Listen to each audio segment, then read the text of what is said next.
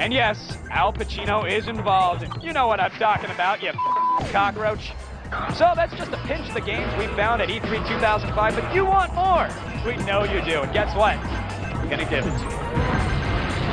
All right, and with us now is the man himself, Mark Echo, to tell us more about Getting Up. Mark, welcome to the show. What's up, man? Good to see you. Thanks for having me. Got a chance to play the game down there. Fantastic. Yeah, thank you, man. It's been a lot of hard work, man. Now, what were you going for with this one?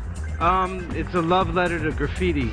You know, it's something, a script I wrote about 7 years ago, dusted it off about 2.5, 3 years ago, started shopping at the publishers. Everybody was like, what the hell is this guy that makes clothes think about making games? Who did you think he is? And, you know, brought it to the table, and we started getting hooked up with Atari, and got busy. Right on. So you said it has a very heavy anti-corporate theme to it. I mean, is it so anti-corporate that maybe we'd even be tagging over Xbox or Sony logos?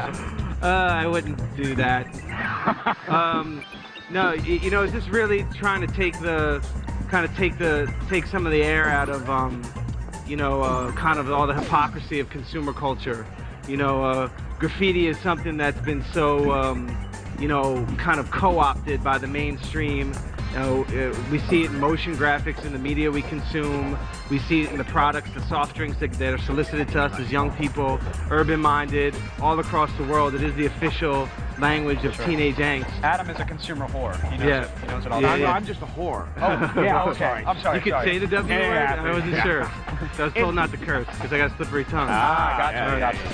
Anyhow, well, the one other question I had is there any violence in the game? One of the things that struck me is that there's so much violent stuff out on the show floor, and even though it's about tagging, does violence have any role in it? Well, you know, it's really, I wanted to be representative of graffiti culture. You know, a graffiti artist wouldn't necessarily run around with a gun. You know, it definitely has an outlaw kind of sensibility to it. I wanted to really reflect the whole, the whole graph experience from early subway culture. You know, the first act is really all underground. It's all about the pretty much the New York and Philadelphia subway systems. And then he goes above ground and keeps going higher and higher and higher.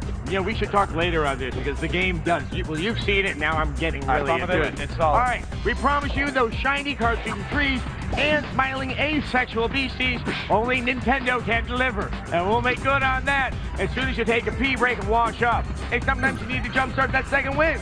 You know what I mean? You just got served, by the way.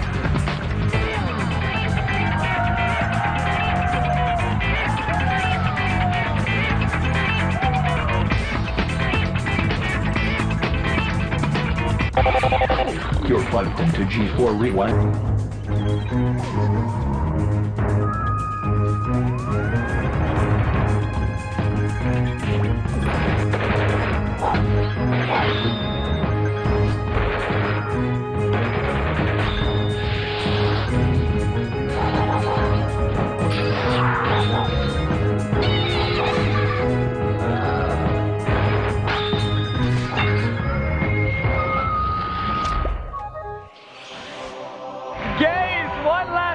Upon the pudgy masses. Oh, E3's doors have closed, and the final day of E3 05 Live is off and running.